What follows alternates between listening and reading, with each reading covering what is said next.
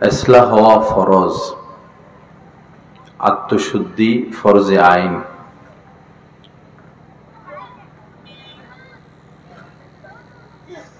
শরীরে যদি কোনো রোগ হয়, দেহে যদি কোনো রোগ হয়, এটার চিকিৎসা করানো সুন্নত। আত্মায় যদি কোনো রোগ হয়, এই আত্মার রোগের চিকিৎসা করানো ফরজে আইন। যেমন আত্মায় রোগ হয় অহংকার।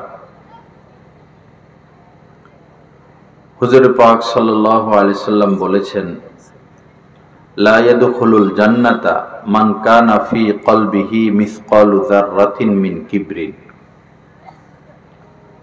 যার অন্তরে যাররা পরিমাণও অহংকার থাকবে, সে জান্নাতে প্রবেশ করবে না। বোঝা গেল, জান্নাতে যেতে হলে, জাহান্নামের আগুন থেকে বাঁচতে হলে